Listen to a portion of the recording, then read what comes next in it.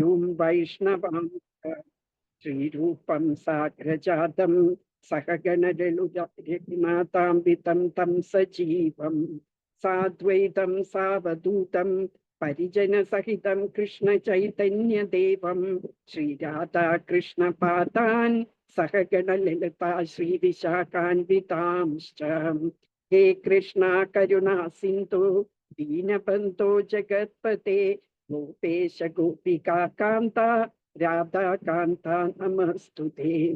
तप्त काञ्चन गौराङ्गी राधे वृन्दावनेश्वरी वृषभानुसुते देवी प्रणमामि हरिप्रिये। वाञ्छाकल्पतरोर्भश्च कृपा सिन्धुभ्य एव च पतितानां पावनेभ्यो वैष्णवेभ्यो नमो नमः। जय श्री कृष्ण चैतन्य प्रभु नित्यानंद श्री अद्वैत गदाधरा श्रीवासादि गौर भक्त वृंदा। हरे कृष्णा कृष्ण कृष्ण हरे हरे हरे राम राम राम हरे हरे। नमो विष्णुपादाय कृष्ण प्रेष्ठाय भूतले श्रीमते भक्ति वेदांत स्वामिन् इति नामिने। नमस्ते सरस्वते देवे गौरवाणी प्रचारिणे निर्विशेष शून्यवादी पाश्चात्य देशधारिणी। जय श्री कृष्ण चैतन्य प्रभु नित्यानंद श्री अद्वैत गदाधरा श्रीवासादि गौर भक्त वृंदा। कथंचन स्मृते यस्मिन् दुष्करं सुकरं भवेत् विस्मृते विपरीतं स्यात् श्रीचैतन्यं नमामि तम्। अनर्पितचरीं चिरात् करुणयावतीर्ण कलौ समर्पयितुमुन्नतोज्ज्वला रसां स्वभक्ति श्रियं। हरिपुरड सुन्दर द्युति कदम्ब सन्तीपितः सदा हृदय कंतरे स्फुरतु वा सच्चिनंतना। हरे कृष्णा कृष्ण कृष्ण हरे हरे हरे राम राम राम हरे हरे। मूकं करोति वाचालं पंगुं लंघयते गिरिं यत्कृपातम् अहं वन्दे श्रीगुरुं दीनतारिणम् परमानंद माधवम श्री चैतन्य ईश्वरम। हरे कृष्णा कृष्ण कृष्ण हरे हरे हरे राम राम राम हरे हरे। ओम नमो भगवते वासुदेवाय।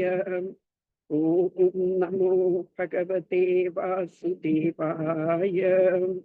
ओम नमो भगवते വാസുദേവായ. ഹരേ കൃഷ്ണ. നമുക്ക് ജപിക്കാം. ജയ ശ്രീകൃഷ്ണ ചൈതന്യ പ്രഭു നിത്യാനന്ദ ശ്രീ അദ്വൈത ഗദാധര ശ്രീവാസാദി. ഹരേ കൃഷ്ണ കൃഷ്ണ കൃഷ്ണ ഹരേ ഹരേ ഹരേ രാമ രാമ രാമ ഹരേ ഹരേ. ഹരേ കൃഷ്ണ കൃഷ്ണ കൃഷ്ണ ഹരേ ഹരേ ഹരേ രാമ രാമ ഹരേ ഹരേ. ഹരേ കൃഷ്ണ കൃഷ്ണ കൃഷ്ണ ഹരേ ഹരേ ഹരേ രാമ രാമ ഹരേ ഹരേ. ഹരേ കൃഷ്ണ കൃഷ്ണ കൃഷ്ണ ഹരേ ഹരേ ഹരേ രാമ രാമ ഹരേ ഹരേ. ഹരേ കൃഷ്ണ കൃഷ്ണ കൃഷ്ണ ഹരേ ഹരേ ഹരേ രാമ രാമ ഹരേ ഹരേ. ഹരേ കൃഷ്ണ കൃഷ്ണ കൃഷ്ണ ഹരേ ഹരേ ഹരേ രാമ രാമ ഹരേ ഹരേ. ഹരേ കൃഷ്ണ കൃഷ്ണ കൃഷ്ണ ഹരേ ഹരേ ഹരേ രാമ രാമ ഹരേ ഹരേ. ഹരേ കൃഷ്ണ കൃഷ്ണ കൃഷ്ണ ഹരേ ഹരേ ഹരേ രാമ രാമ ഹരേ ഹരേ. Hare Krishna Krishna Krishna Hare Rama Rama Hare Krishna Krishna Krishna Hare Hare Rama Rama Hare Krishna Krishna Krishna Hare Rama Rama Hare Hare Krishna Krishna Krishna Hare Rama Rama Hare Hare Krishna Krishna Krishna Hare Rama Rama Hare Krishna Krishna Krishna Krishna Hare Rama Rama Hare Krishna Krishna Krishna Hare Rama Hare Krishna Krishna Krishna Hare Rama Hare Hare Krishna Krishna Krishna Hare Rama Hare Krishna Krishna Krishna Krishna Hare Rama Hare Krishna Krishna Krishna Hare Rama Hare Krishna Krishna Krishna Hare Rama Hare Hare Krishna Krishna Krishna Hare Rama Hare Krishna Krishna Krishna Krishna Hare Rama Hare Krishna Krishna Krishna Krishna Hare Rama Rama Hare Krishna Krishna Krishna Krishna Hare Rama Hare Hare Krishna Krishna Krishna Hare Rama Hare Hare Krishna Krishna Krishna Hare Rama Hare Krishna Krishna Krishna Hare Rama Hare Krishna Krishna Krishna Hare Rama Hare Krishna Krishna Krishna Hare Rama Hare Krishna Krishna Krishna Hare Rama Hare Krishna Krishna Krishna Hare Rama Hare Krishna Krishna Krishna Hare Rama Hare Krishna Krishna Krishna Hare Rama Hare Krishna Krishna Krishna Hare Rama Hare Krishna Krishna Krishna Hare Rama Hare Krishna Krishna Krishna Hare Rama Hare Krishna Krishna Krishna Hare Rama Hare Krishna Krishna Krishna Hare Rama Hare Krishna Krishna Krishna Hare Rama Hare Krishna Krishna Krishna Hare Rama Hare Krishna Krishna Krishna Hare Rama Hare Krishna Krishna Krishna Hare Rama Hare Krishna Krishna Hare Hare Rama Rama Hare Krishna Krishna Krishna Hare Rama Hare Hare Krishna Krishna Krishna Hare Rama Rama Hare Krishna Krishna Krishna Hare Rama Rama Hare Krishna Krishna Krishna Hare Rama Hare Krishna Krishna Krishna Hare Rama Hare Krishna Krishna Krishna Hare Rama Hare Krishna Krishna Krishna Hare Rama Hare Krishna Krishna Krishna Hare Rama Rama Hare Krishna Krishna Krishna Hare Rama Hare Krishna Krishna Krishna Hare Rama Hare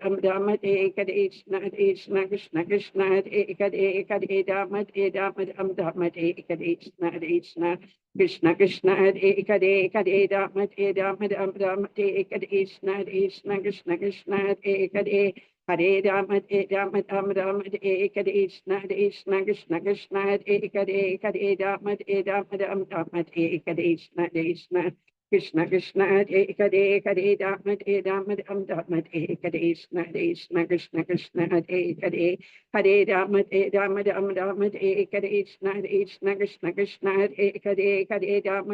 Hare Rama Hare Hare Krishna Krishna Krishna Hare Rama Rama Hare Hare Krishna, Krishna Krishna, Hare Hare, Hare Rama, Rama Hare Krishna, Krishna Krishna Krishna, Hare Hare. Hare Rama, Rama Hare Krishna, Krishna Krishna Krishna, Hare Hare, Hare Rama, Rama Hare Hare. Hare Krishna, Krishna Krishna, Hare Hare, Hare Rama, Rama Hare Krishna, Krishna Krishna Krishna, Hare Hare. Hare Rama, Rama Hare Krishna, Krishna Krishna Krishna, Hare Hare, Hare Rama, Rama Hare Hare. Hare Krishna, Krishna Krishna, Hare Hare, Hare Rama, Rama Hare Krishna, Krishna Krishna Krishna, Hare Hare, Hare Rama, Rama Hare Krishna, Krishna Krishna Krishna, Hare Hare. Hare Rama, Rama Hare Krishna, Krishna Krishna Krishna, Hare Hare. Hare Rama, Rama Hare Krishna, Krishna Krishna Krishna, Hare Hare. Hare Rama, Rama Hare Hare. Hare Krishna, Krishna Krishna, Hare Hare, Hare Rama, Rama Hare Krishna, Krishna Krishna Krishna, Hare Hare. Hare Rama, Rama Hare Krishna, Krishna Krishna Krishna, Hare Hare. Hare Rama, Rama Hare Hare. Hare Krishna, Krishna Krishna, Hare Hare, Hare Rama, Rama Hare Krishna, Krishna Krishna Krishna, Hare Hare. Hare Rama, Rama Hare Krishna, Krishna Krishna Krishna, Hare Hare, Hare Rama, Rama Hare Hare. Hare Krishna, Krishna Krishna, Hare Hare, Hare Rama, Rama Hare Hare. Hare Krishna, Krishna Krishna, Hare Hare, Hare Rama, Rama Hare Hare. Hare Krishna, Krishna Krishna, Hare Hare, Hare Rama, Rama Hare Krishna, Krishna Krishna Krishna, Hare Hare. Hare Rama, Rama Hare Krishna, Krishna Krishna Krishna, Hare Hare. Hare Rama, Rama Hare Krishna, Krishna Krishna Krishna, Hare Hare. Hare Rama, Rama Hare Hare. Hare Krishna, Krishna Krishna, Hare Hare, Hare Rama, Rama Hare Hare. Hare Krishna, Krishna Krishna, Hare Hare, Hare Rama, Rama Hare Hare. Hare Krishna, Krishna Krishna, Hare Hare, Hare Rama, Rama Hare Hare. Hare Krishna, Krishna Krishna, Hare Hare, Hare Rama, Rama Hare Hare. Krishna, Krishna Krishna, Hare Hare. Hare Rama, Rama Hare Krishna, Krishna Krishna Krishna, Hare Hare. Hare Rama, Rama Hare Krishna, Krishna Krishna Krishna, Hare Hare. Hare Rama, Rama Hare Krishna, Krishna Krishna Krishna, Hare Hare. Hare Rama, Rama Hare Hare. Hare Krishna, Krishna Krishna, Hare Hare, Hare Rama, Rama Hare Hare. Hare Krishna, Krishna Krishna, Hare Hare, Hare Rama, Rama Hare Krishna, Krishna Krishna Krishna, Hare Hare. Hare Rama, Rama Hare Krishna, Krishna Krishna Krishna, Hare Hare. Hare Rama, Rama Hare Krishna, Krishna Krishna Krishna, Hare Hare.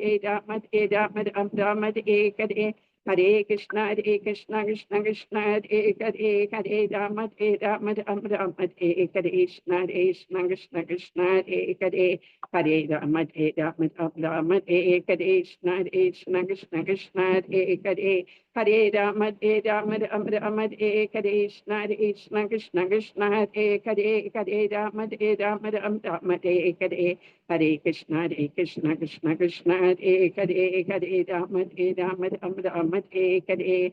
Hare Krishna, Krishna Krishna, Hare Hare, Hare Rama, Rama Hare Hare. Krishna, Krishna Krishna, Hare Hare. Hare Rama, Rama Hare Krishna, Krishna Krishna Krishna, Hare Hare. Hare Rama, Rama Hare Krishna, Krishna Krishna Krishna, Hare Hare. Hare Rama, Rama Hare Hare. Hare Krishna, Krishna Krishna, Hare Hare, Hare Rama, Rama Hare Hare. Hare Krishna, Krishna Krishna, Hare Hare, Hare Rama, Rama Hare Hare. Hare Krishna, Krishna Krishna, Hare Hare, Hare Rama, Rama Hare Hare. ഹരേ കൃഷ്ണ കൃഷ്ണ കൃഷ്ണ ഹരേ ഹരേ, ഹരേ രാമ രാമ രാമ ഹരേ ഹരേ. ജയ് ശ്രീകൃഷ്ണ ചൈതന്യ പ്രഭു നിത്യാനന്ദ ശ്രീ അദ്വൈത ഗദാധര ശ്രീവാസാദി ഗൗരഭക്തവൃന്ദ. ഹരേ കൃഷ്ണ. എല്ലാവർക്കും ഒന്നും കൂടി നമസ്കാരം. ഇന്ന് നമ്മൾ എടുക്കാൻ പോകുന്ന ശ്ലോകം രണ്ടാമത്തെ ശ്ലോകമാണ്. അതിനു മുമ്പായിട്ട് ഈ ആദ്യത്തെ ചാപ്റ്റർ, ഭഗവത്ഗീതയുടെ ആദ്യത്തെ ചാപ്റ്ററിന്റെ പേരെന്താണ്? കുരുക്ഷേത്ര കളത്തിലെ സൈന്യ നിരീക്ഷണം അല്ലെ. അതിന്റെ ഗ്ലോറീസ്, അതിന്റെ മഹത്വം, ആ ഒരു ചാപ്റ്ററിന്റെ മഹത്വം ഞാൻ പറഞ്ഞു തരാം. പാർവതി ദേവി ഒരു ദിവസം ശിവഭഗവാന്റെ അടുക്ക ചോദിച്ചു, എന്താണ് ഭഗവത്ഗീതയുടെ പ്രാധാന്യം എന്ന് പറഞ്ഞു തരാമോ എന്ന് ചോദിക്കും. ഇങ്ങനെ ഇടയ്ക്കിടയ്ക്ക് പാർവതി ദേവി ഇതുപോലത്തെ സംശയങ്ങളൊക്കെ ശിവഭഗവാന്റെ അടുക്ക ചോദിക്കാറുണ്ട്.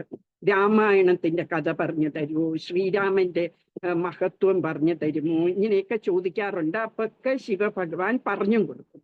അങ്ങനെ ഒരു ദിവസം ചോദിച്ചു, ഭഗവത്ഗീതയുടെ മഹിമ എന്താണ് എന്ന് പറഞ്ഞു തരാമോ എന്ന് ചോദിക്കും. അപ്പം ശിവൻ പറഞ്ഞു കൊടുക്കുകയാണ് എന്താണ് മഹത്വം. അപ്പൊ ഒരു ദിവസം ഈ മുര എന്ന് പറയുന്ന ഒരു അസുരനെ നിഗ്രഹിച്ച് കഴിഞ്ഞിട്ട് വിഷ്ണു ഭഗവാൻ അനന്തശേഷന്റെ ആ മെത്തയില് ഇങ്ങനെ ശയിക്കുകയായിരുന്നു. അനന്തശേഷ എന്ന് വെച്ചാൽ അറിയാലോ, ഒരു സ്നേക്കാണ് ഭഗവാന്റെ. ആ സ്നേക്കിന്റെ മുകളിൽ ഇങ്ങനെ കിടക്കുകയായിരുന്നു. ലക്ഷ്മി ദേവി ഇങ്ങനെ കാല് തടവിക്കൊണ്ടിരിക്കുകയായിരുന്നു. അപ്പൊ ലക്ഷ്മി ദേവി ഇങ്ങനെ ഭഗവാന്റെ മുഖത്ത് നോക്കിയിട്ട് പറയും, എന്തോ ഒരു വിഷമമുള്ള പോലെ തോന്നുന്നല്ലോ, എന്താണ് ചിന്തിക്കുന്നതെന്ന് ചോദിക്കും. എനിക്ക് വിഷമമൊന്നുമില്ല, ഞാനിങ്ങനെ ചിന്തിക്കുകയായിരുന്നു എൻ്റെ ശക്തികളുടെയൊക്കെ വൈഭവം, എൻ്റെ ഓരോ ശക്തികള് തന്നെത്താൻ ഇങ്ങനെ പ്രവർത്തിക്കുകയാണ് ഈ ലോകത്ത് മുഴുവനും. ഈ പ്രപഞ്ചം മുഴുവനും എൻ്റെ ശക്തി പ്രവർത്തിച്ചുകൊണ്ടിരിക്കുകയാണ്. ഞാനിവിടെ ശയിച്ചുകൊണ്ടിരിക്കുമ്പോഴും എൻ്റെ ശക്തികൾ വെറുതെ ഇരിക്കുന്നില്ല, ഓരോ പ്രവർത്തികൾ ചെയ്തുകൊണ്ടിരിക്കുകയാണ്. നല്ല പെർഫെക്റ്റ് ആയിട്ട് ചെയ്യുകയാണ് എല്ലാ പ്രവർത്തികളും. ഈ എൻ്റെ ശക്തികൾ എങ്ങനെയാണ് പ്രവർത്തിക്കുന്നത് എന്ന് പഠിച്ചിട്ടാണ് ഈ യോഗിമാരെല്ലാം ഈ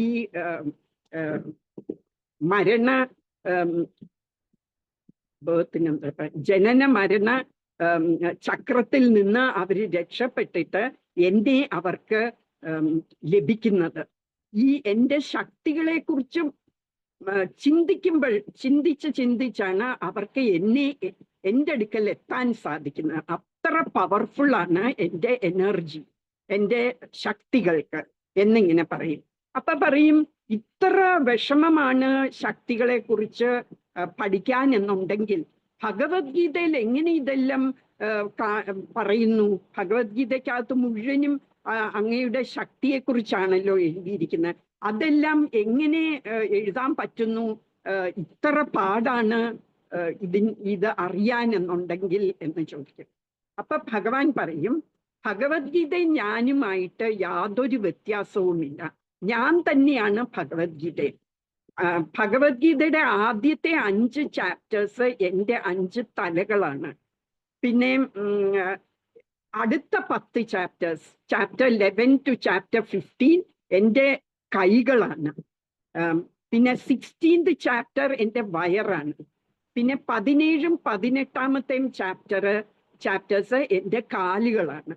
അപ്പം ഇതുപോലെ തന്നെ ശ്രീമദ് ഭാഗവതവും പറയുന്നുണ്ട്, ഓരോ സ്കന്ധങ്ങള് ഓരോ ഭഗവാന്റെ അവയവങ്ങളാണെന്ന്. ഇത് പറയുന്ന എന്താന്ന് വെച്ചാൽ ഈ സ്ക്രിപ്റ്റേഴ്സ് എല്ലാം, ഭഗവത്ഗീതയും ഭാഗവതവും എല്ലാം ഭഗവാൻ തന്നെയാണ്, ഭഗവാന്റെ ഓരോരോ പാർട്ടുകളാണ് ഓരോ ചാപ്റ്റേഴ്സ് എന്ന് നമ്മളെ പറഞ്ഞ് മനസ്സിലാക്കി തരികയാണ്. എന്നിട്ട് പറയും ഭഗവാന്,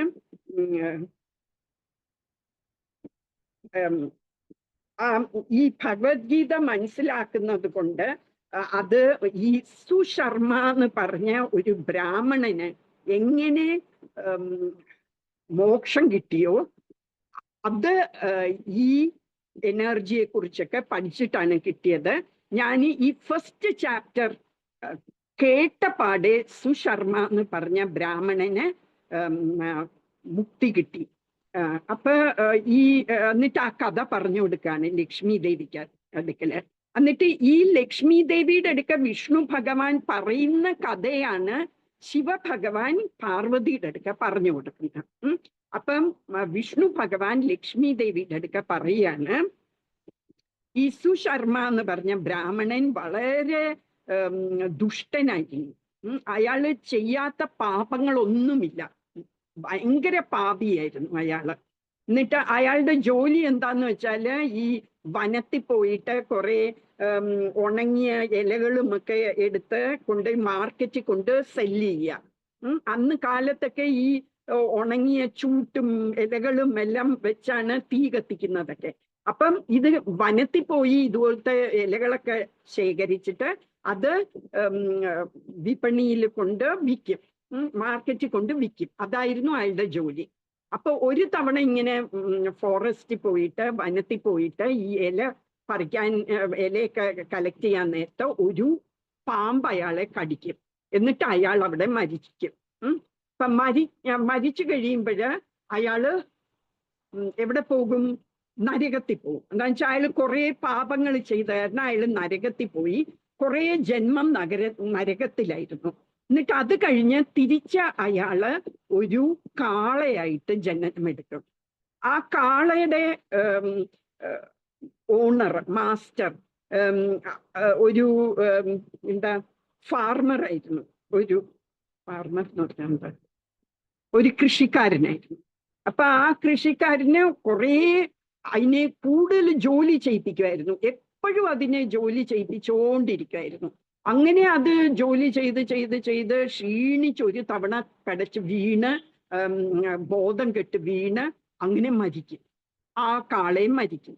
അപ്പൊ ആ കാളയുടെ അത് ആൾക്കാരെല്ലാം ഇങ്ങനെ കാണുമ്പോ കഷ്ടം, ആ കാള എത്ര പണിയെടുത്തിരുന്നായിരുന്നു ആ കാള.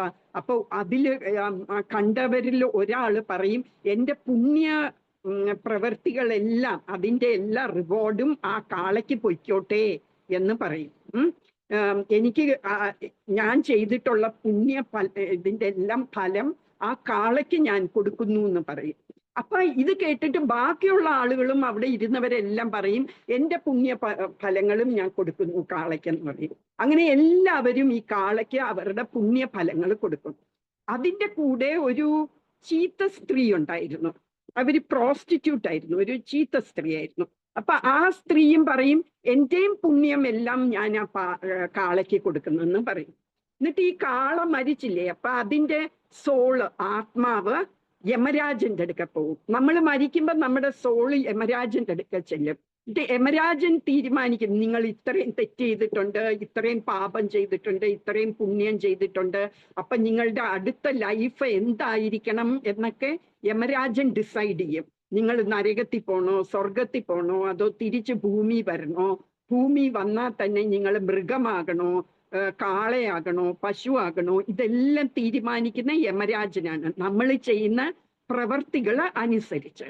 അപ്പം ഈ കാളയുടെ ആത്മാവ് യമരാജന്റെ അടുക്ക ചെല്ലുമ്പം യമരാജൻ പറയും, ഒരു ചീത്ത സ്ത്രീ നിങ്ങൾക്ക് അവരുടെ പുണ്യം ഫലങ്ങളെല്ലാം തന്നു, അതുകൊണ്ട് നിങ്ങൾ ഒരു വളരെ നല്ല പുണ്യവാനായ ഒരു ബ്രാഹ്മണനായി തീരാൻ പോവാണ് എന്ന് പറയും. അങ്ങനെ അയാള് ഒരു നല്ല ശുദ്ധമായ ഒരു പുണ്യ പ്രവർത്തികളൊക്കെ ചെയ്യുന്ന ഒരു ബ്രാഹ്മണനായി തീർന്നു. അപ്പൊ ആ ബ്രാഹ്മണൻ ഈ ബ്രാഹ്മണൻ ചിന്തിക്കും, എനിക്ക് ഇത്രയും പുണ്യം തന്ന ആ സ്ത്രീയെ എനിക്കൊന്ന് കാണണല്ലോ എന്ന് വിചാരിച്ച് അയാൾ തപ്പി നടന്ന് അയാൾ കണ്ടുപിടിക്കും ആ സ്ത്രീയെ. എന്നിട്ട് ആ സ്ത്രീയുടെ അടുക്ക പറയും, ഞാനൊരു കാളയായിരുന്നു കഴിഞ്ഞ ജന്മം, അപ്പൊ എനിക്ക് നിങ്ങളുടെ പുണ്യ ഫലങ്ങളൊക്കെ തന്ന കാരണമാണ് ഞാൻ ഇന്നൊരു ബ്രാഹ്മണൻ, ഇത്രയും നല്ലൊരു ബ്രാഹ്മണനായി തീർന്നത്. അപ്പൊ നിങ്ങൾ എന്ത് പുണ്യമാണ് ചെയ്തത്, എനിക്കിങ്ങനെ ബ്രാഹ്മണനാകാൻ പറ്റിയ തക്കവണ്ണം നിങ്ങൾ എന്ത് നല്ല പ്രവൃത്തിയാണ് ചെയ്യുന്നത് എന്ന് ചോദിക്കും. അപ്പൊ ഈ സ്ത്രീ പറയും, ഞാനൊരു നല്ലതും ചെയ്യുന്നില്ല, ഒരു കാര്യമുണ്ട്, എനിക്കൊരു തത്തയുണ്ട്, ആ തത്ത എപ്പോഴും ഏതാണ്ടോ ഇങ്ങനെ പാടിക്കൊണ്ടിരിക്കും. അപ്പൊ ഞാനും അതിന്റെ കൂടെ ഇരുന്ന് പാടും. അങ്ങനെ ഞങ്ങൾ രണ്ടുപേരും കൂടെ എന്നും ഇരുന്ന് പാടും. അപ്പൊ ആ തത്ത ഇനി എന്താ പാടുന്നതെന്ന് എനിക്കറിയില്ല എന്ന് പറയും. അപ്പൊ ഈ ബ്രാഹ്മണനും ഈ സ്ത്രീയും കൂടെ തത്തയുടെ അടുക്ക ചെല്ലും. എന്നിട്ട് തത്തയുടെ അടുക്ക ചോദിക്കും, നീ എന്താ ഈ പാടുന്നത്? ഇത്രയും പുണ്യം എനിക്ക് കിട്ടാൻ മാത്രം എന്താണ് ഈ പാടുന്നത് എന്ന് ചോദിക്കും. അപ്പൊ തത്ത പറയും, തത്തയുടെ കഥ പറഞ്ഞു കൊടുക്കും. തത്ത കഴിഞ്ഞ ജന്മത്തെ ഇതുപോലെ ഒരു ബ്രാഹ്മണനായിരുന്നു. എപ്പോഴും ഇങ്ങനെ തെറ്റൊക്കെ ചെയ്യുന്ന, ഒരു പാപം ചെയ്യുന്ന ഒരു ബ്രാഹ്മണനായിരുന്നു. അപ്പൊ മരിക്കുമ്പോഴ് കുറേ കാലം നരകത്തിൽ ജീവിക്കേണ്ടി വന്നു. എന്നിട്ട് നരകത്തിൽ ജീവിച്ച് ആ ശിക്ഷയൊക്കെ കഴിഞ്ഞ സമയത്ത് ഒരു തത്തയായിട്ട് ജന്മം കൊടുത്തു. എന്നിട്ട് ആ തത്ത ജനിച്ച പാടെ അതിന്റെ അമ്മയും അച്ഛനും മരിച്ചു പോകും. തത്തയുടെ എന്താന്ന് വെച്ചാൽ ഇതിന്റെ ചീത്ത, കഴിഞ്ഞ ജന്മത്തെ ചീത്ത ഇതുകൊണ്ട് അതിന്റെ അച്ഛനും അമ്മയും മരിച്ചിട്ട് അതിങ്ങനെ അതിന് കഴിക്കാനും ഒന്നും അതിന് പറക്കാനൊന്നും അപ്പൊ പറ്റില്ലല്ലോ, കൊച്ചു തത്തക്കുഞ്ഞല്ലേ. അപ്പൊ അതിങ്ങനെ ഒരു വരണ്ട ഒരു പ്രദേശത്ത് ഇങ്ങനെ ചാകാൻ പോലെ ഇങ്ങനെ കിടക്കുമ്പം അതുവഴി ഒരു ഋഷി പോകും. അപ്പൊ ആ ഋഷി കഷ്ടം തോന്നിയിട്ട് ഈ തത്ത എടുത്തോണ്ട് ആശ്രമത്തിൽ കൊണ്ടുപോയി ഒരു കൂട്ടിന്റെ അകത്തിട്ട് അതിന് ആഹാരവും ഒക്കെ കൊടുക്കും. എന്നിട്ട് ഈ ഋഷിയുടെ മക്കള് ഋഷി കൊച്ചു ഋഷികുമാരന്മാര് എപ്പോഴും ഇങ്ങനെ ഭഗവത്ഗീതയുടെ ആദ്യത്തെ ചാപ്റ്റർ ഇങ്ങനെ പാടിക്കൊണ്ട് നടക്കും. ധൃതരാഷ്ട്രുവാച ധർമ്മക്ഷേത്രേ കുരുക്ഷേത്രേ എന്നൊക്കെ പാടിക്കൊണ്ടിരിക്കും. ഈ തത്തമ്മയുടെ ഒരു പ്രത്യേകത, എന്ത് കേട്ടാലും അത് റിപ്പീറ്റ് ചെയ്യും അല്ലെ.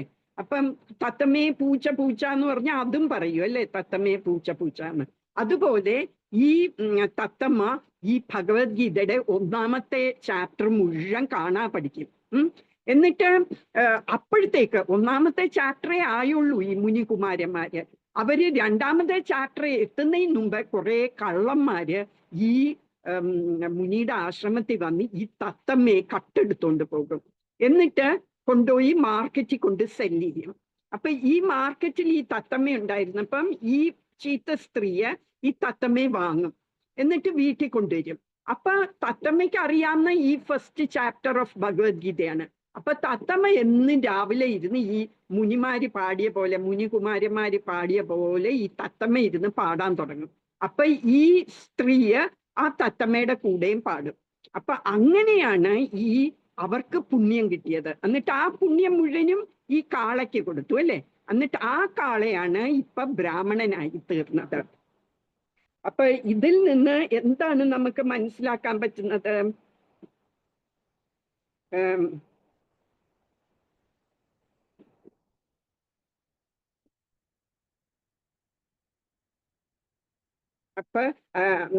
അപ്പോഴ് ഈ ലക്ഷ്മി ദേവിയുടെ അടുക്ക എന്നിട്ട് വിഷ്ണു ഭഗവാൻ പറയാണ്, എന്തിന് ഈ ഫസ്റ്റ് ചാപ്റ്റർ മുഴുവൻ പാടണം എന്നില്ല, എല്ലാ ദിവസവും ഒരു വേഴ്സ്, ഒരു ശ്ലോകം പാടിയാ മതി.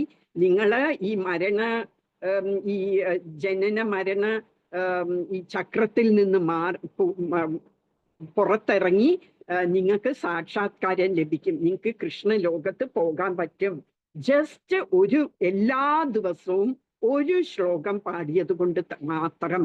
അതുകൊണ്ടാണ് ഞാൻ നിങ്ങളോട് ഇൻസിസ്റ്റ് ചെയ്യുന്നത്, എപ്പോഴും നിങ്ങൾ ഒരു ശ്ലോകമെങ്കിലും പാടണം എന്ന്.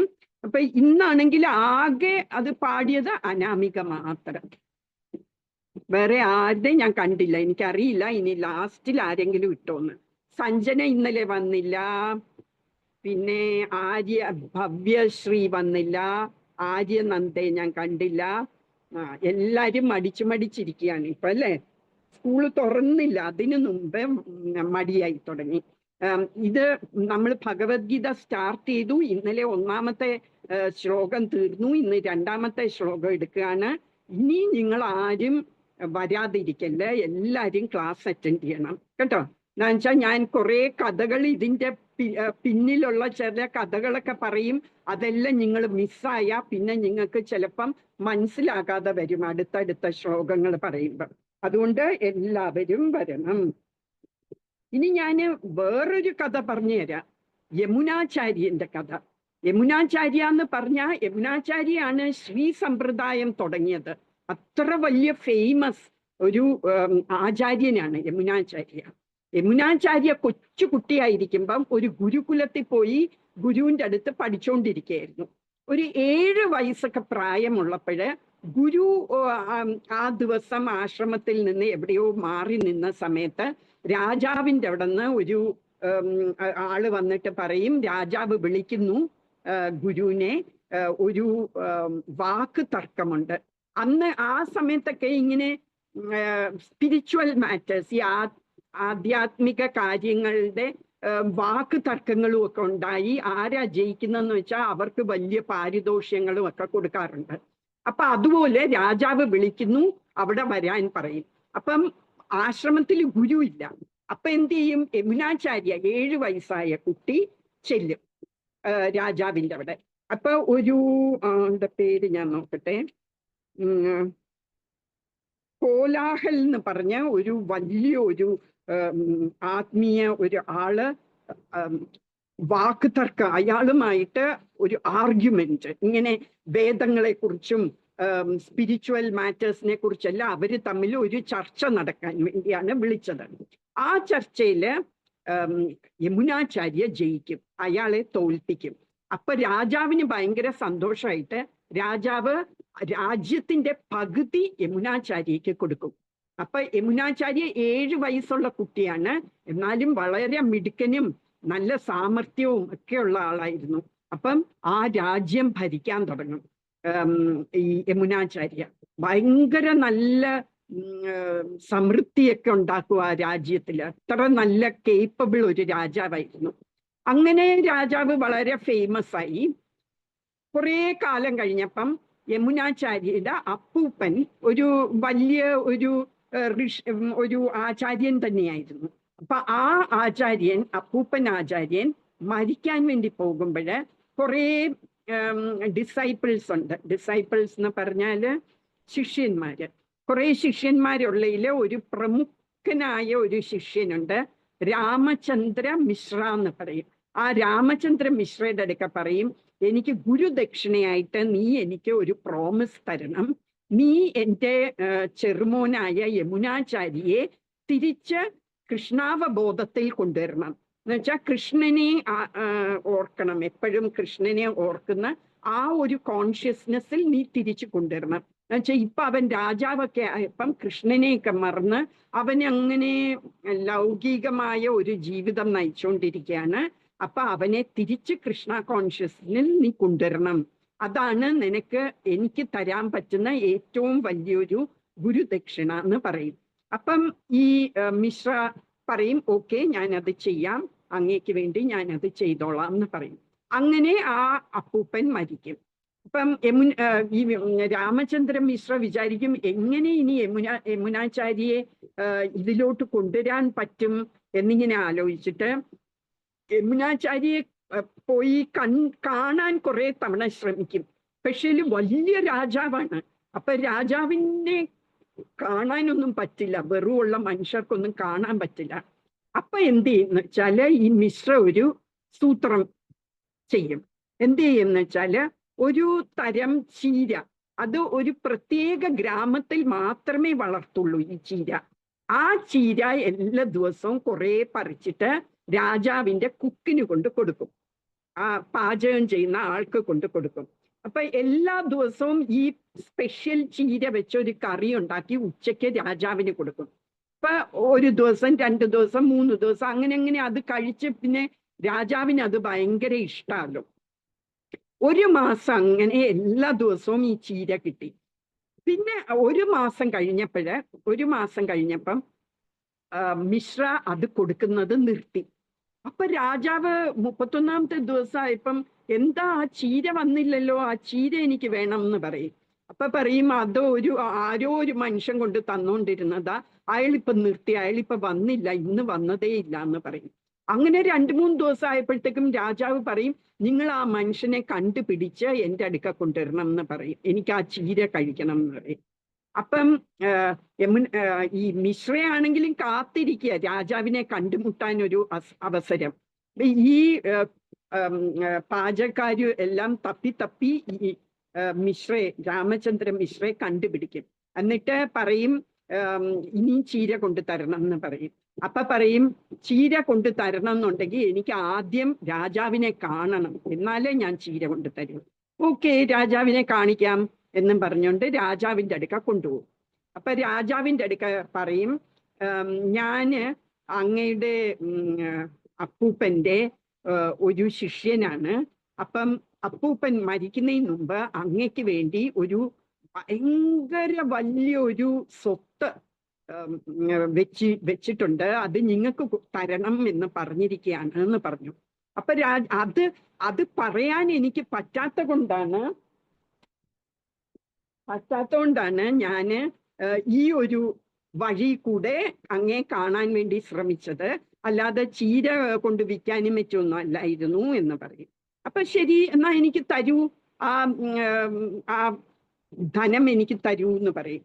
അപ്പൊ പറയും അങ്ങനെ തരാനൊന്നും പറ്റില്ല, അത് പോയി എടുക്കണം, ആ ധനം നിങ്ങൾ തന്നെ പോയി എടുക്കണം ആ ധനം എന്ന് പറയും. അപ്പൊ എന്നാ ശരി, ഞാന് എൻ്റെ ആർമിയൊക്കെ വിളിക്കട്ടെ, എന്നിട്ട് ഞങ്ങൾ എല്ലാവരും കൂടെ പടയായിട്ട് പോയിട്ട് ആ ധനം കണ്ടുപിടിച്ച് കൊണ്ടുവരാമെന്ന് പറയും. അപ്പൊ അങ്ങനെ ആനയും കുതിരയും കുറെ പടയും ഒക്കെ കൊണ്ടുപോയിട്ട് പറ്റില്ല, നിങ്ങൾ തന്നെ എൻ്റെ കൂടെ നടന്നു പോയി ആ ട്രഷർ എടുക്കണം എന്ന് പറയും.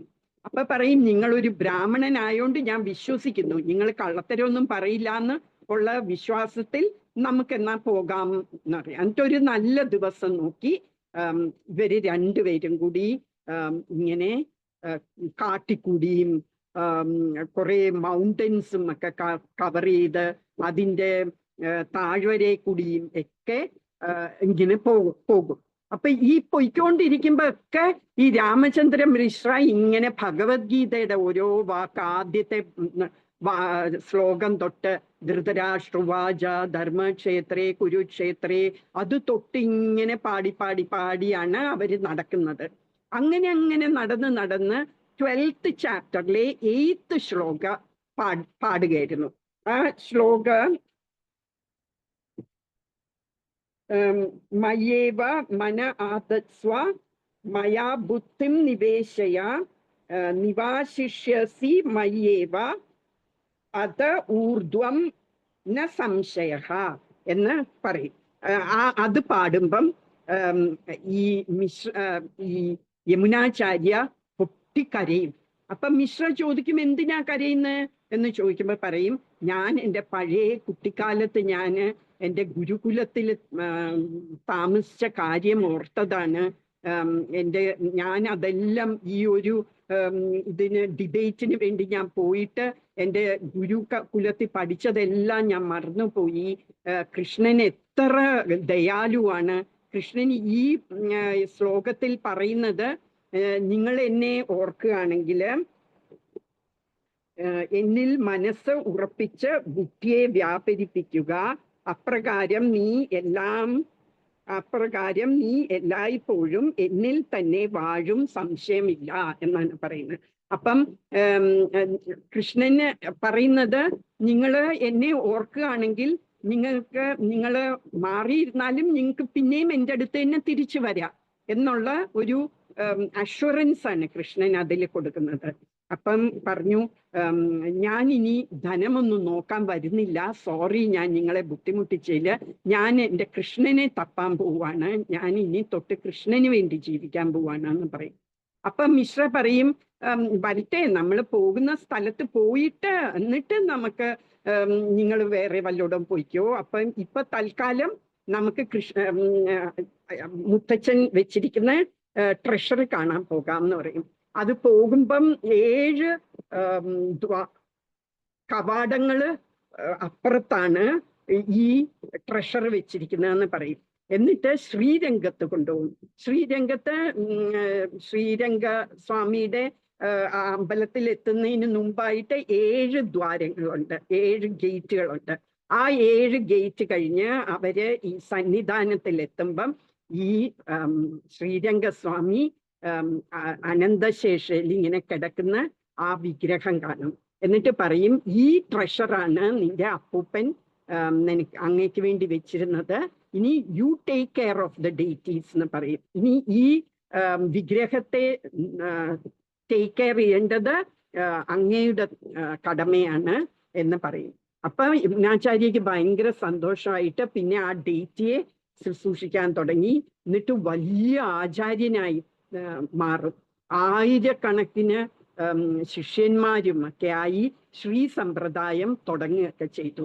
അപ്പം ഇതിൽ പറയുന്ന എന്താണ്? ഭഗവത്ഗീതയുടെ ഓരോ വേഴ്സും നമ്മളെ ഈ ഭൗതിക ലോകത്തിലുള്ള ഓരോ നമ്മൾ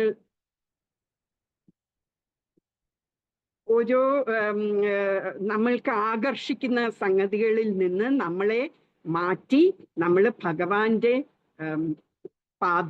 തൃപ്പാദങ്ങളിൽ നമ്മളെ കൊണ്ട് എത്തിക്കും എന്നാണ് ഈ ശ്ലോകം പറയുന്നത്. ഇപ്പം ഇനി ഈ നമ്മള് സെക്കൻഡ് 15 മിനിറ്റ് ഒക്കെ ഉള്ളൂ. അപ്പൊ ഇനി നമ്മൾ രണ്ടാമത്തെ ശ്ലോകമാണ് ഇന്ന് പറയാൻ പോകുന്നത്. അപ്പൊ അത് വായിക്കാം ഞാന്.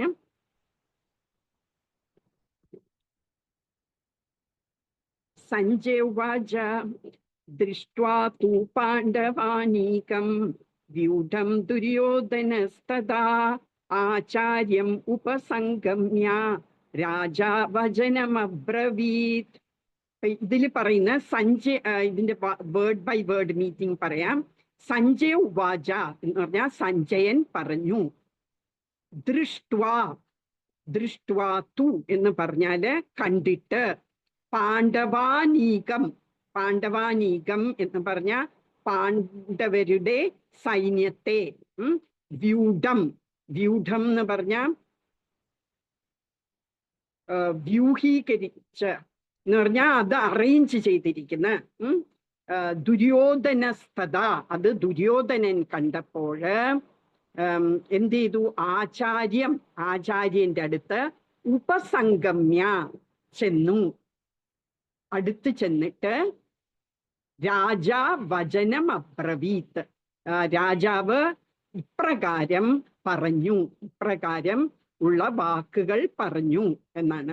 ഇപ്പൊ സഞ്ജയൻ പറഞ്ഞു, അല്ലയോ രാജാവേ, പാണ്ഡുപുത്രന്മാർ സജ്ജമാക്കിയ സൈന്യത്തെ കണ്ട് ദുര്യോധന മഹാരാജാവ് ആചാര്യന്റെ മുൻപിൽ ചെന്ന് ഇങ്ങനെ പറഞ്ഞു എന്നാണ് അത് പറയുന്നത്.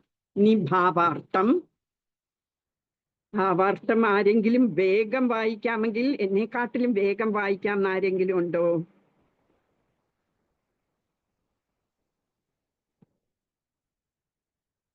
സത്യപ്രഭ, ഹരേ കൃഷ്ണ. എടുക്കുന്നില്ല അല്ലേ? ഓക്കെ, ഞാൻ തന്നെ വായിക്കാം. ഹരേ കൃഷ്ണ. രമാ മാതാജി വായിക്കുവോ? വായിക്കാം. ഓക്കെ. വിവർത്തനം ഭാവാർത്ഥം മാത്രം മതി, വിവർത്തനം ഞാൻ പറഞ്ഞു. ഓക്കെ. ഹരേ കൃഷ്ണ. ചില പ്രഭാതിജി. ഭാവാർത്ഥം. ജനനം മുതൽക്കേ അന്ധനായിരുന്നു ധൃതരാഷ്ട്രർ. നിർഭാഗ്യവശാൽ ആധ്യാത്മിക വീക്ഷണവും അദ്ദേഹത്തിനില്ല. ധർമ്മത്തെ സംബന്ധിച്ചിടത്തോളം തന്റെ മക്കളും അത്ര തന്നെ അന്ധരാണെന്ന് അദ്ദേഹത്തിന് നന്നായി അറിയാം. ജനനം മുതൽക്കേ ധർമ്മിഷ്ഠരായിരുന്ന പാണ്ഡുപുത്രന്മാരുമായി പൊരുത്തപ്പെടാൻ അവർക്കൊരിക്കലും സാധ്യമല്ലെന്നും അറിയാം. എങ്കിലും ഈ പവിത്രമായ സ്ഥലത്തിന്റെ സ്വാധീന ശക്തിയെപ്പറ്റി അദ്ദേഹത്തിന് സംശയമുണ്ട്. ഇങ്ങനെ യുദ്ധരംഗത്തെ സ്ഥിതിയെപ്പറ്റി ചോദിച്ചതിന്റെ ഉദ്ദേശം സഞ്ജയൻ മനസ്സിലാക്കുകയും ചെയ്തു. തീർത്ഥസ്ഥലത്തിന്റെ സ്വാധീന ശക്തിക്ക് അധീനരായി ദുര്യോധനാദികൾ യാതൊരു ഒത്തുതീർപ്പിനും ഒതുങ്ങാനിടയില്ലെന്ന് വിഷാദഗ്രസ്തനായ രാജാവിനെ ധൈര്യപ്പെടുത്താനായി സഞ്ജയൻ പറയുന്നു. ദുര്യോധനൻ പാണ്ഡവരുടെ സേനാവ്യൂഹം കണ്ട ശേഷം ദുര്യോധനൻ തന്റെ ആചാര്യനായ ദ്രോണരുടെ അരികിൽ സത്യസ്ഥിതി അറിയിക്കാനായി ചെല്ലുന്നു. രാജാവാണെങ്കിൽ കൂടി ദുര്യോധനന് കാര്യഗൗരവം മൂലം ദ്രോണാചാര്യരെ ചെന്നു കാണേണ്ടി വന്നു. രാഷ്ട്രതന്ത്രജ്ഞൻ എന്ന നിലയിൽ അദ്ദേഹം പ്രഗത്ഭനായിരുന്നു. പക്ഷേ പാണ്ഡവരുടെ സൈന്യബലം കണ്ടപ്പോൾ തനിക്കുണ്ടായ ഭയത്തെ തന്ത്രപരമായ ഈ പുകമറ കൊണ്ട് മൂടിവെക്കാൻ ദുര്യോധനന് കഴിഞ്ഞില്ല. Hare Krishna Mataji. Hare thank you Mataji. Krishna. Thank you Mataji. അപ്പം ധൃതരാഷ്ട്രർ സഞ്ജയന്റെ അടുക്ക ഇന്നലെ ചോദിച്ചു, എന്താണ് കിം അകുർവത സഞ്ജയ, എന്ത് ചെയ്തു അവർ എന്നാണ് ചോദിച്ചത്. ആര്? പാണ്ഡവരും കൗരവരും കുരുക്ഷേത്രത്തിൽ എത്തിയിട്ടുണ്ട് എന്നറിയാം. എന്നിട്ട് സഞ്ജയന് ഹസ്തിനപുരത്ത് സഞ്ജയനും ധൃതരാഷ്ട്രരും ഇരിക്കുകയാണ്. കുരുക്ഷേത്രത്തിലാണ് ഈ പാണ്ഡവരും കൗരവരും ചെന്നിരിക്കുന്നത് അല്ലെ, യുദ്ധം ചെയ്യാൻ. അപ്പം ഹസ്തിനപുരത്തിൽ ഇരുന്നുകൊണ്ട് സഞ്ജയൻ കുരുക്ഷേത്രത്തിൽ നടക്കുന്നത് കാണുന്നു. എങ്ങനെ? TV-യിൽ നമ്മൾ ഇന്ന് കാണുന്ന പോലെ. അപ്പൊ എങ്ങനെയാ കാണാൻ സാധിച്ചത്? വ്യാസദേവൻ ആ ദിവ്യ ദൃഷ്ടി സഞ്ജയന് കൊടുത്തിട്ട് അത് വെച്ച് സഞ്ജയന് കുരുക്ഷേത്രത്തിൽ നടക്കുന്നതെല്ലാം ഹസ്തിനപുരത്തിൽ ഇരുന്ന് കാണാൻ സാധിക്കുന്നു. അപ്പൊ ധൃതരാഷ്ട്രര് സഞ്ജയന്റെ അടുക്ക ചോദിക്കുക, ഈ പാണ്ഡുവിന്റെ പുത്രരും എന്റെ മക്കളും കുരുക്ഷേത്രത്തിലെത്തിയിട്ട് അവരെ എന്ത് ചെയ്യാണെന്ന്. അപ്പൊ ഈ ചോദ്യം ചോദിക്കുന്നത് നമുക്ക് എന്തിനാ അങ്ങനെ ഒരു ക്വസ്റ്റ്യൻ ചോദിക്കുന്നത്?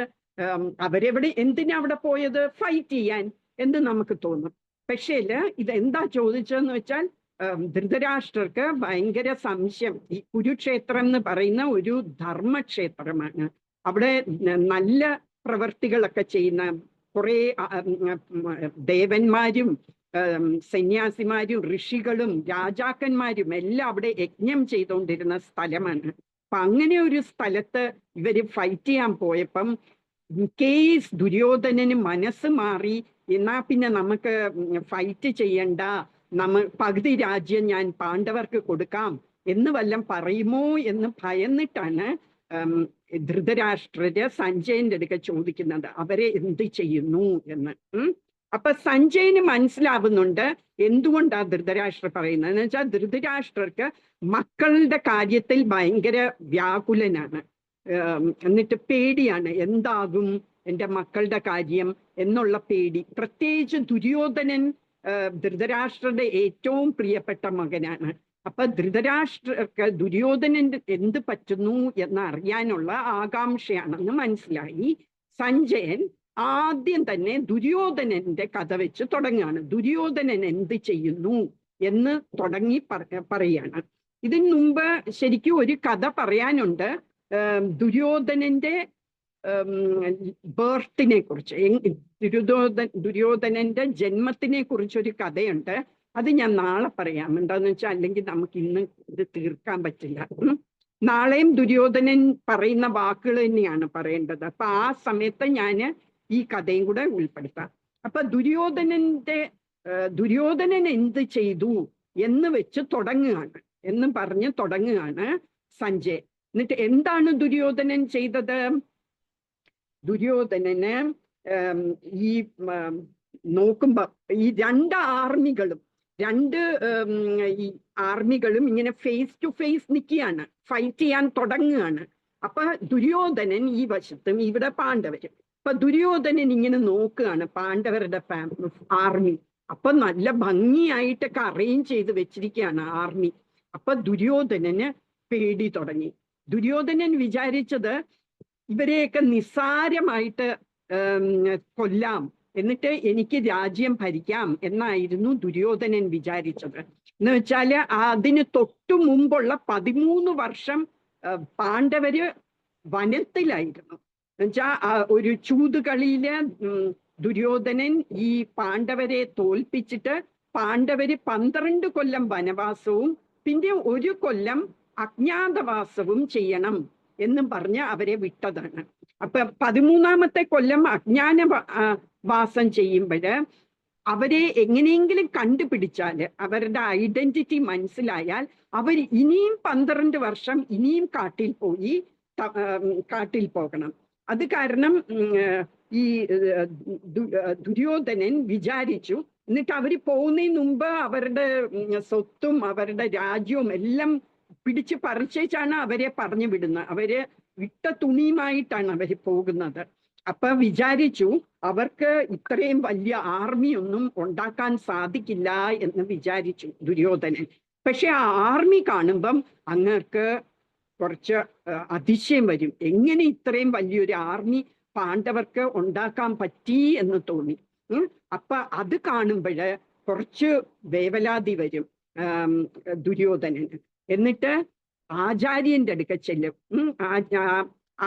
ദ്രോണാചാര്യരുടെ അടുക്ക ചെന്നിട്ട് വർത്തമാനം പറയുകയാണ്.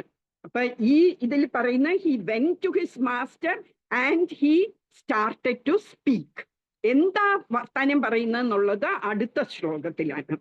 അപ്പം ഈ ദുര്യോധനൻ അതിന്റെ പ്രീവിയസ് ഡേ ഈ ഇവര് ഫൈറ്റ് ചെയ്യാൻ ഉദ്ദേശിച്ച് ഇപ്പൊ ആർമി രണ്ട് നിൽക്കുകയാണല്ലോ ഫൈറ്റ് ചെയ്യാൻ. അതിന്റെ തലേ ദിവസം രാത്രിയില് അവരെല്ലാവരും അവരുടെ ക്യാമ്പിൽ ഇങ്ങനെ ഇരിക്കുകയാണ്. കുരുക്ഷേത്രത്തിലെത്തി. അതിന്റെ തലേ ദിവസമേ അവർ കുരുക്ഷേത്രത്തിലെത്തി. അവർ ക്യാമ്പൊക്കെ ഉണ്ടാക്കി അവിടെ ഇരിക്കുമ്പോഴ് ദുര്യോധനൻ ഒരു മെസ്സഞ്ചർ എന്ന് പറഞ്ഞ ഒരു ആളെ വിടും. ശകുനിയുടെ മോന്. ശകുനി എന്ന് പറയുന്ന ദുര്യോധനന്റെ അമ്മയുടെ ബ്രദറാണ്. അപ്പം ദുര്യോധനന്റെ അമ്മയുടെ ബ്രദറായ ശകുനിയുടെ മകനായ ഉല്ലൂകയെ വിടും. പാണ്ഡവരുടെ അടുത്ത് വിട്ടിട്ട് അവരെ എന്താ പ്രചോദിപ്പിക്കാൻ. നമ്മള് ഈ ഗുസ്തി മത്സരമൊക്കെ ഉള്ളപ്പോഴ് അവര് തമ്മില് അവരെ ചീത്ത പറയുകയൊക്കെ ചെയ്യും. എന്തിനാന്ന് വെച്ചാൽ അവർക്ക് ദേഷ്യം കൂട്ടാൻ വേണ്ടി. അതുപോലെ ഈ പാണ്ഡവരുടെ ദേഷ്യം കൂട്ടാൻ വേണ്ടി ഉല്ലൂകെ വിട്ടിട്ട് പറയും, ഭീമ നീ വിചാരിക്കുന്നോ നിനക്ക് എന്നെ കൊല്ലാൻ പറ്റുമെന്ന്? നീ ഒരു വിരാട രാജാവിന്റെ പാത്രം കഴുകിക്കൊണ്ടിരുന്നതല്ലേ എന്ന് കളിയാക്കും. അർജുന നീ വലിയ പവർഫുൾ ആണ്, നീ വലിയ ബലവാനാണെന്നൊക്കെ അല്ലേ നിന്റെ വിചാരം.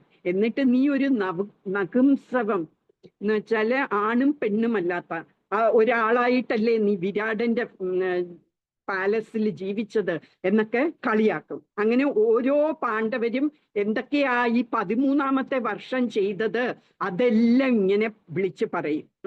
അപ്പൊ ഈ 13ാമത്തെ വർഷം അവർക്ക് അജ്ഞാനവാസം ചെയ്യേണ്ട സമയത്ത് അവരെല്ലാം വിരാടെന്ന് പറഞ്ഞ ഒരു രാജാവിന്റെ പാലസിൽ പോയിട്ട് അവര് ഓരോരോ വേറെ വേഷം കെട്ടി, അവര് പാണ്ഡവരാണെന്ന് പറയാതെ വേറെ വേഷം കെട്ടി അവര് അവിടെ സെർവ് ചെയ്യായിരുന്നു. യുധിഷ്ഠിരൻ വിരാട രാജാവിന്റെ ഒരു ചൂത് കളിക്കാനും ഒക്കെ രാജാവിന്റെ കൂടെ കളിക്കാനൊക്കെ ഉള്ള ഒരാളായിട്ട്, ഭീമനാണെങ്കിൽ ഒരു കുക്കായിട്ട് അവിടുത്തെ പാചകക്കാരനായിട്ട്, അർജുനനാണെങ്കിൽ ഒരു സ്ത്രീയുടെ വേഷം കെട്ടി രാജാവിന്റെ മകളായ ഉത്തരെ ഡാൻസ് പഠിപ്പിക്കുന്ന മാസ്റ്ററായിട്ട്, പിന്നെ നകുലനാണെങ്കിൽ ഈ കുതിരകളെയൊക്കെ നോക്കുന്ന ആളായിട്ടും, സഹദേവൻ ഈ ഒരു ആട്ടിടയനല്ല പശുവിനെയൊക്കെ മേയ്ക്കുന്ന ഒരു ആളായിട്ടും, ദ്രൗപദി ഈ രാജ്ഞിയുടെ തോഴിയായിട്ടും, ഇങ്ങനെ അവര് 6 പേരും ഓരോരോ ജോലികൾ വേറെ വേഷം കെട്ടി വേറെ വേറെ ജോലികൾ ചെയ്തുകൊണ്ടിരിക്കുകയായിരുന്നു ഈ വിരാടന്റെ പാലസില്. അപ്പൊ അത് വെച്ചാണ് ഈ തലേ ദിവസം ദുര്യോധനൻ അവരെ കളിയാക്കുന്നത്. അപ്പം അർജുനനൊക്കെ ഈ പാണ്ഡവർക്ക് ഭയങ്കര ദേഷ്യം വരും. എന്നിട്ട് അർജുനൻ പറയും, നോക്കാം, നമുക്ക് നീ ഇങ്ങനെ വാചടിക്കുന്നല്ലേ ഉള്ളൂ, നാളെ എന്റെ ഗാന്ധീവ ബോ അതിനൊക്കെ ഉത്തരം പറയും എന്ന് പറയും. ഈ അർജുനൻ ഈ ഗാന്ധീവ ബോ കിട്ടിയത് അഗ്നി ഭഗവാന് ഒരിക്കല് ഗിഫ്റ്റായിട്ട് കൊടുക്കുന്നതാണ് അർജുനന്. എന്നിട്ട് ആ ഗാന്ധീവ ബോ ഭയങ്കര പവർഫുൾ ആണ്. അത് തോൽവിയെ കണ്ടിട്ടില്ല. അത് ഏത് ആരോ വിട്ടാലും അത് ലക്ഷ്യത്തിലെത്തും. അങ്ങനത്തെ ഒരു ബോ ആയിരുന്നു. അങ്ങനെ അർജുനൻ പിന്നെയും ഉണ്ട് അത്. അങ്ങനെ അടുത്ത ദിവസം അവര് പാണ്ഡവര് ഈ ആർമിയൊക്കെ നല്ലോണം അറേഞ്ച് ചെയ്ത് നിൽക്കുന്ന കാണുമ്പോഴാണ് ദുര്യോധനന് ഒരു ടെൻഷൻ കയറും, അവരുടെ വലിയ ആർമി കാണുമ്പോൾ. അപ്പൊ ദ്രോണാചാര്യരുടെ അടുക്ക ചെന്ന് വർത്താനം പറയാൻ പോവാ. ഇനി ദ്രോണാചാര്യരുടെ അടുത്ത് എന്തിനു പോയി എന്നുള്ളൊരു ക്വസ്റ്റ്യൻ ഉണ്ട്. എന്നുവെച്ചാല് ശരിക്കും അപ്പോഴ കമാൻഡർ ആ ആർമി നയിക്കുന്നത് ഭീഷ്മനാണ്, ഭീഷ്മാചാര്യരാണ്, ഭീഷ്മദേവാണ്. അപ്പൊ ഭീഷ്മദേവ് ആണ് അവിടുത്തെ കമാൻഡർ ഓഫ് ദി ആർമി. ആദ്യത്തെ ദിവസം തൊട്ട് ഈ കുരുക്ഷേത്ര വാർ 18 ദിവസം നീണ്ടു നിന്നു. അതില് ആദ്യത്തെ ദിവസം തൊട്ട് 10ാമത്തെ ദിവസം വരെയും ഭീഷ്മദേവായിരുന്നു അതിൻ്റെ കമാൻഡർ ഇൻ ചീഫ്, സേനാപതി ഭീഷ്മദേവായിരുന്നു. ആ ഭീഷ്മദേവ് 10ാമത്തെ ദിവസം വീഴും, അർജുനൻ വില്ല് കൊണ്ട് വീഴ്ത്തും ഭീഷ്മദേവിനെ. അപ്പോഴാണ് ദ്രോണാചാര്യര് സേനാപതിയാകുന്നത്. അപ്പം 2ാമത്തെ സേനാപതിയാണ് ദ്രോണാചാര്യര്. ഇതിപ്പം ഫൈറ്റിംഗ് തുടങ്ങിയിട്ടില്ല. അതിനു മുമ്പ് ഭീഷ്മദേവിന്റെ അടുക്ക ചെല്ലുന്നതിന് പകരം ദ്രോണാചാര്യരുടെ അടുക്ക എന്തിനു പോയി ദുര്യോധനൻ എന്നൊരു ചോദ്യം വരുന്നു. എന്തിനാണെന്ന് വെച്ചാല് ദുര്യോധനന് നല്ലോണം അറിയാം ഭീഷ്മദേവിന്, ദ്രോണാചാര്യർക്ക്, കൃപാചാര്യർക്ക്, ഇവർക്കെല്ലാവർക്കും, ഇതെല്ലാം വലിയ സേനാപതികളാണ്. ഈ ദുര്യോധനന്റെ ആർമിയിലെ വലിയ യോദ്ധാക്കളാണ് ഇവര് 3 പേരും. അവർക്ക് 3 പേർക്കും പാണ്ഡവരോടാണ് കൂടുതൽ ഇഷ്ടം എന്ന് നല്ലോണം അറിയാം ദുര്യോധനന്. പിന്നെ എന്തുകൊണ്ട് അവര് ദുര്യോധനന്റെ സൈഡ് എടുത്തു എന്ന് പറഞ്ഞാല് ഭീഷ്മദേവിനും ഒരു നല്ല കഥയുണ്ട്. എങ്ങനെയാ ഭീഷ്മദേവ് അങ്ങനെ ഒരു വൗ എടുത്തതെന്നൊക്കെ. അത് നമുക്ക് ഓരോ ക്ലാസ്സിലായിട്ട് പറഞ്ഞു തീർക്കാം, ഇന്ന് സമയമില്ലാത്തോണ്ട്. അപ്പം ഭീഷ്മദേവ് ഒരു ശപഥം എടുത്തിട്ടുണ്ട്. ആരാണ് ഹസ്തിനപുരത്തിന്റെ രാജാവ്, ആ രാജാവിന്റെ സൈഡിൽ നിന്നേ ഞാൻ എപ്പോഴും ഫൈറ്റ് ചെയ്യുള്ളൂ എന്ന് ഒരു പ്രതിജ്ഞ എടുത്തിട്ടുണ്ട്. അത് കാരണം ഭീഷ്മദേവിന് പാണ്ഡവരെ ഇഷ്ടമാണെങ്കിലും ദുര്യോധനൻ അറിയാം ഭീഷ്മദേവ് എപ്പോഴും രാജാവ് ഇപ്പോഴത്തെ രാജാവ് ആരാണ്? ധൃതരാഷ്ട്രര്. അപ്പം കൗരവരുടെ സൈഡിലേ നിൽക്കുള്ളൂ, പാണ്ഡവരോട് ചായ്വ് കാണിക്കില്ല എന്ന് ദുര്യോധനന് നല്ല നിശ്ചയമുണ്ടായിരുന്നു. അത് കാരണം ഭീഷ്മദേവിന് പാണ്ഡവരെ ഇഷ്ടമാണെങ്കിലും പാണ്ഡവരുടെ എഗെയിൻസ്റ്റ് ആയിട്ട് ഫൈറ്റ് ചെയ്യും എന്ന് ഉറപ്പുണ്ടായിരുന്നു. പക്ഷെ ദ്രോണാചാര്യർക്ക് ഇങ്ങനത്തെ ഒരു പ്രോമിസ് ഒന്നും എടുത്തിട്ടില്ല, ഇങ്ങനത്തെ ഒരു ശപഥവും എടുത്തിട്ടില്ല. ദ്രോണാചാര്യർ എന്തുകൊണ്ടാ കൗരവരുടെ സൈഡിൽ നിന്നത് എന്ന് ചോദിച്ചാല്, ദ്രോണാചാര്യർ ഭയങ്കര പുവർ ഒരാളായിരുന്നു, ഒരു ബ്രാഹ്മണനായിരുന്നു, പുവർ ബ്രാഹ്മണനായിരുന്നു. പക്ഷേ ഈ ഭീഷ്മദേവ് ഈ പിള്ളേര്, പാണ്ഡവരും കൗരവരും കൊച്ചു പിള്ളേരായിരുന്നപ്പം ഈ ദ്രോണാചാര്യരെ അവരെ ഈ അമ്പും വില്ലും ഒക്കെ പരിശീലിപ്പിക്കാൻ വേണ്ടി മാസ്റ്ററായിട്ട്, ആചാര്യനായിട്ട് ഉദ്യോഗം കൊടുത്തു. അങ്ങനെ ഈ ദ്രോണാചാര്യർ ഭയങ്കര ഫേമസ് ആയി, വലിയൊരു ആചാര്യനായി ഈ യോധകല പഠിപ്പിക്കുന്നത്. അപ്പൊ അതുകൊണ്ടാണ്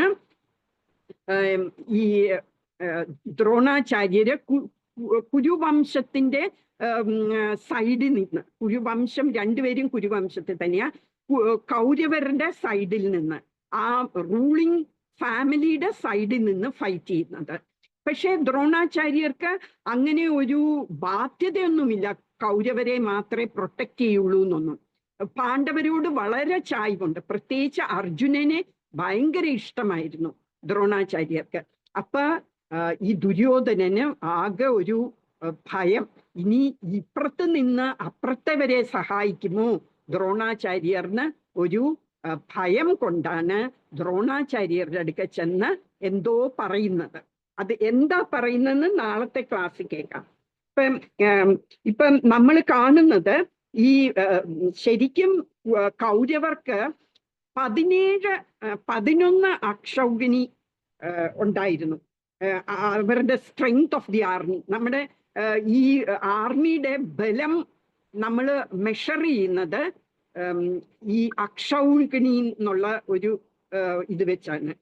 അപ്പൊ 11 അക്ഷൗഹിണി ഉണ്ടായിരുന്നു ദുര്യോധനന്റെ പക്കല്. എന്നാൽ പാണ്ഡവർക്ക് 7 അക്ഷൗഹിണിയേ ഉണ്ടായിരുന്നുള്ളൂ. അപ്പം അവർക്ക് ജയിക്കാനുള്ള എല്ലാ സാധ്യതയും ഉണ്ടെന്ന് ദുര്യോധനൻ വിചാരിച്ചു. അതുപോലെ തന്നെ ഭീഷ്മര്, ദ്രോണര്, കൃപാചാര്യര്, കർണന്, ഇങ്ങനത്തെ വലിയ വലിയ യോദ്ധാക്കളും ഉണ്ട് അവരുടെ കൂടെ. അപ്പൊ എന്തായാലും ജയിക്കും എന്ന് വിചാരിച്ചിരുന്നു. പക്ഷേല് പാണ്ഡവരുടെ ആർമി അവരെ എത്ര നല്ലോണം അതിനെ അറേഞ്ച് ചെയ്തു എന്ന് കാണുമ്പോൾ ദുര്യോധനന് ഒരു ചെറിയ പേടി വരും. എന്നിട്ട് വിചാരിക്കും, ദ്രോണാചാര്യരെ കുറച്ചും കൂടി ഈ പാണ്ഡവരുടെ എഗെയിൻസ്റ്റ് ആയിട്ട്, പാണ്ഡവരോട് ഒരു ചായ്വ് വരാത്ത പോലെ അവരെ ശത്രുവായിട്ട് തന്നെ കാണാൻ വേണ്ടി ഒന്ന് ഇൻസ്റ്റിഗേറ്റ് ചെയ്യണം. എന്നുവെച്ചാൽ ഒന്ന് സജ്ജമാക്കി എടുക്കണം. ഈ ദുര്യോധനന് ദ്രോണാചാര്യര് പാണ്ഡവരോട് ചായ്വ് കാണിക്കാതിരിക്കാൻ. അതിനാണ് ദ്രോണാചാര്യരെ പോയി കാണുന്നത്.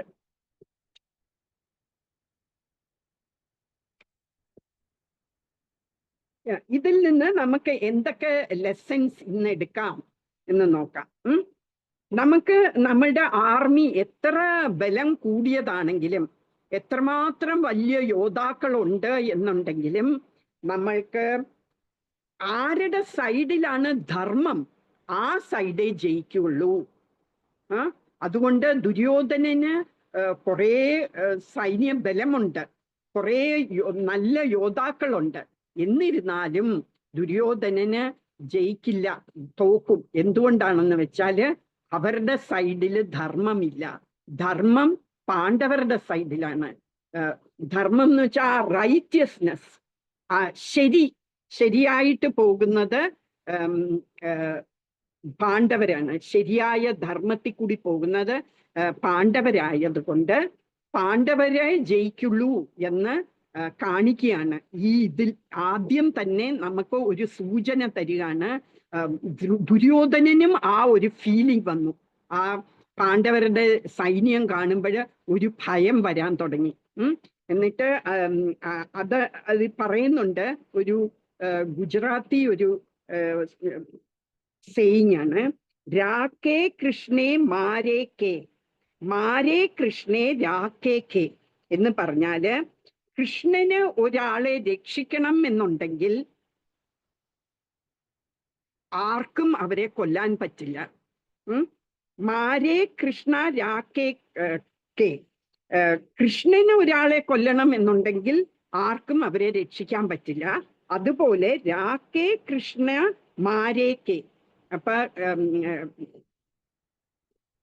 ഞാൻ രണ്ടും ഒന്ന് തന്നെ പറയുമെന്ന് തോന്നുന്നു. അപ്പൊ കൃഷ്ണന് ഒരാളെ പ്രൊട്ടക്ട് ചെയ്യണമെങ്കിൽ ആർക്കും അവരെ കൊല്ലാൻ സാധിക്കില്ല. അതുപോലെ തന്നെ കൃഷ്ണൻ ഒരാളെ കൊല്ലണം എന്നുണ്ടെങ്കിൽ ആർക്കും അയാളെ രക്ഷിക്കാൻ പറ്റില്ല എന്നാണ് ഈ സെയിങ് പറയുന്നത്. രാക്കേ കൃഷ്ണ, ഒരാളെ കൃഷ്ണൻ പ്രൊട്ടക്ട് ചെയ്താൽ മാരേ കെ, ആർക്കവരെ കൊല്ലാൻ സാധിക്കും. അതുപോലെ മാരേ കൃഷ്ണ, കൃഷ്ണൻ ഒരാളെ കൊല്ലണം എന്ന് വെച്ചാൽ രാക്കേ കെ, ആർക്ക് അയാളെ രക്ഷിക്കാൻ പറ്റും എന്ന് പറയുന്നു. അത് നമ്മൾക്ക് ഈ രാമായണത്തിലും കാണാം. രാവണൻ ശിവന്റെ വലിയ ഭക്തനായിരുന്നു എന്ന് വെച്ചിട്ട് ഒടുക്കം രാമചന്ദ്ര ഭഗവാന് രാവണനെ കൊല്ലണം എന്ന് തീരുമാനിച്ച ശിവന് ഒന്നും ചെയ്യാൻ പറ്റിയില്ല. ശിവന് രാവണന് മരിച്ചേ പറ്റുള്ളൂ എന്നായി. അതുപോലെ തന്നെ നമുക്കറിയാം ഹിരണ്യകശിപു എല്ലാ തരത്തിലുള്ള ബൂൺസും കിട്ടി. ബൂൺസ് എന്ന് പറഞ്ഞാൽ എല്ലാ തരത്തിലുള്ള ഇതും കിട്ടി, അനുഗ്രഹങ്ങളും കിട്ടി ബ്രഹ്മാവിൽ നിന്ന് മരിക്കാതിരിക്കാൻ. എന്നാല് മരിക്കാതിരിക്കാൻ പറ്റിയോ? ഇല്ല. കൃഷ്ണൻ തീരുമാനിച്ചു ഹിരണ്യശിപുവിനെ കൊല്ലണം എന്ന് തീരുമാനിച്ചപ്പം ഹിരണ്യശിപുവിന് മരിച്ചേ പറ്റുള്ളൂ എന്നായി, അല്ലേ? അതുകൊണ്ട് നമ്മളുടെ വശത്ത് ധർമ്മമുണ്ടെങ്കിൽ മാത്രമേ നമ്മൾക്ക് നമ്മളുടെ സൈഡ് ജയിക്കുള്ളൂ. നമ്മൾ എന്ത് പ്രവൃത്തി ചെയ്താലും നമ്മൾ റൈറ്റ് പാത്തിൽ കൂടി പോയാൽ മാത്രമേ നമുക്ക് വിജയം ഉണ്ടാകുള്ളൂ. പിന്നെ രണ്ടാമത്തെ ലെസൺ നമുക്ക് കിട്ടുന്ന ഓരോ ചാപ്റ്റർ നമ്മൾ ആ പത്മപുരാണത്തിൽ പാർവതി ശിവൻ ഭഗവാന്റെ അടുക്ക ചോദിക്കുന്ന ആ കഥയിൽ നിന്ന് നമുക്ക് മനസ്സിലാക്കുന്ന എല്ലാ ചാപ്റ്റർ ഭഗവത്ഗീതയുടെയും വളരെ ഇമ്പോർട്ടൻ്റ് ആണ്. ഓരോ ശ്ലോകവും ഇമ്പോർട്ടൻ്റ് ആണ്. എന്നിട്ട് അതില് വിഷ്ണു ഭഗവാൻ പറയുന്നുണ്ട്, ഒരു ശ്ലോകം പോട്ടെ, അതിൻ്റെ അകത്തെ പകുതി ശ്ലോകം പറഞ്ഞാൽ തന്നെ, എല്ലാ ദിവസവും ഒരു പകുതി ശ്ലോകം പറഞ്ഞാൽ പോലും അത് വളരെ ഗുണം ചെയ്യും എന്ന് പറയുന്നു. പിന്നെ നമ്മൾ മൂന്നാമത്തെ ഒരു ഇത് കാണുന്നത്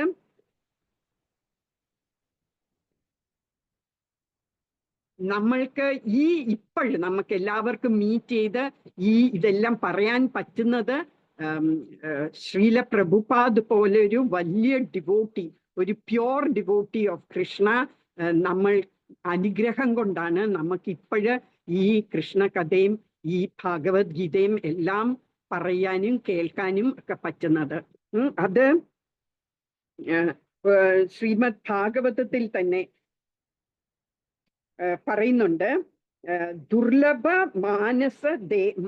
മാനുഷോ ദേഹോ ദേഹിനാം ക്ഷണഭംഗുര തത്രാപി ദുർലഭം മന്യേ വൈകുണ്ഠ പ്രിയ ദർശനം എന്ന് പറഞ്ഞാല് നമ്മളുടെയൊക്കെ ഈ മനുഷ്യ ജന്മം കിട്ടിയത് തന്നെ വളരെ ദുർലഭമാണ്. ദുർലഭം എന്ന് വെച്ചാൽ ഇറ്റ് ഇസ് നോട്ട് ഈസി, ഭയങ്കര റെയർ ആയിട്ട് കിട്ടുന്ന ഒരു ഗിഫ്റ്റാണ് ഈ മനുഷ്യ ജന്മം എന്ന് പറയുന്നത്. അത് എന്നാൽ ക്ഷണഭംഗുരവുമാണ്. It is very temporary. ഇന്ന് കാണുന്ന ആളെ നമ്മൾ നാളെ കാണുന്നില്ല. അത്രയും ചെറിയ ഒരു ലൈഫാണ് നമുക്ക് ഈ മനുഷ്യ ജന്മമായിട്ട് കിട്ടുന്നത്. അതിനേക്കാട്ടിലും ദുർലഭമാണ് ഒരു പ്യോർ ഡിവോട്ടിയെ ആയിട്ടുള്ള അസോസിയേഷൻ. എന്നുവെച്ചാൽ വൈകുണ്ഠ ഭഗവാന് പ്രിയമുള്ള ഒരു ശുദ്ധ ഭക്തനും ആയിട്ടുള്ള കൂടിക്കാഴ്ച എന്ന് പറയുന്ന, അവരുമായിട്ടുള്ള ഒരു സംഘം എന്ന് പറയുന്ന അതിനേക്കാൾ ദുർലഭമാണ്. മനുഷ്യ ജന്മം തന്നെ ദുർലഭം, അതിനേക്കാളും ദുർലഭമാണ് ഒരു ശുദ്ധ ഭക്തനുമായിട്ടുള്ള ഒരു സംഗമം എന്ന് പറയുന്നു. അപ്പൊ ഈ ശ്രീല പ്രഭുപാദ് പോലെയുള്ള ഒരു ശുദ്ധ ഭക്തനുമായിട്ട് ഉള്ള ഒരു സംഗമം വളരെ വളരെ ദുർലഭമാണ്. ഇപ്പൊ നമ്മൾ ആലോചിച്ച് നോക്കിയാൽ പല പല വാട്സാപ്പ് ഗ്രൂപ്പുകളിൽ നമ്മൾ ഈ ഒരു ക്ലാസിൻ്റെത് ഇട്ടു. പിന്നെ കലാമാതാജി കുറേ പേരെ വിളിച്ച് പറഞ്ഞു. ഇതൊക്കെ കഴിഞ്ഞിട്ട് എത്ര പേര് ക്ലാസ്സിൽ വരുന്നുണ്ട് അല്ലേ? അപ്പൊ അത് അത്ര ദുർലഭമാണ്. നമുക്ക് അത്ര ഭാഗ്യമുണ്ടെങ്കിൽ, കൃഷ്ണന്റെ അഹൈതുകമായ ഒരു കരുണയുണ്ടെങ്കിൽ മാത്രമേ നമുക്ക് ഇതെല്ലാം കേൾക്കാനും ഇത് അനുസരിച്ച് നമുക്ക് ജീവിക്കാനും സാധിക്കുള്ളൂ. കുറെ മനുഷ്യ ജന്മത്തിലെ കുറെ അനേകായിരം മനുഷ്യരുള്ളതില് ആകെ 1-2 പേരാണ് ഇതുപോലെ കേൾക്കാൻ, കൃഷ്ണന്റെ കഥകൾ കേൾക്കാൻ തന്നെ ഇൻട്രസ്റ്റ് എടുക്കുള്ളൂ. അതിലും 1-2 അങ്ങനത്തെ ഒരു 1000 പേരുള്ളതില് 1-2 പേർക്ക് കൃഷ്ണൻ ആരാണെന്ന് മനസ്സിലുമാകുള്ളൂ. അത്ര ദുർലഭമാണ് കൃഷ്ണനെ കുറിച്ച് അറിയുക എന്നുള്ളത്. അതുകൊണ്ട് നമ്മൾ എല്ലാവരും ഭാഗ്യമുള്ളവരാണ്. ശ്രീല പ്രഭുപാദിന്റെ അനുഗ്രഹത്താൽ നമുക്ക് ഈ ഭഗവത്ഗീത പ്രഭുപാദ് എഴുതിയ ഭാവാർത്ഥവും എല്ലാം കേട്ട് നമുക്ക് അതുപോലെ അനുസരിച്ച് ജീവിക്കാൻ സാധിക്കുന്നതിൽ നമ്മൾ വളരെ ഭാഗ്യമുള്ളവരാണ്. Hare Krishna. Thank you very much. ഇന്നും ഞാൻ പറഞ്ഞ പോലെ തന്നെ 15 മിനിറ്റ് ഉള്ളിൽ തീർത്തു. Hare Krishna. Thank you very much. ആർക്കെങ്കിലും എന്തെങ്കിലും സംശയമുണ്ടോ? ഉണ്ടെങ്കിൽ ചോദിക്കാം, ഇല്ലെങ്കിൽ നമുക്കിവിടെ നിർത്താം. വാഞ്ചാകൽപതരോർവശ്ച കൃപാ സിന്ധുഭ്യ ഏവ ച പതിതാനാം പാവനേഭ്യോ വൈഷ്ണവേഭ്യോ നമോ നമഃ. अनंतकोटि वैष्णव वृंद की जय. श्रील प्रभुपाद की जय. श्रील गुरुदेव की जय. अनंत कोटि वैष्णव वृंद की जय। Hare Krishna. Thank you very much. Manjima, Hare Krishna, Hare Krishna. നമുക്ക് നിർത്താമേ. എന്ത് ചെയ്യാൻ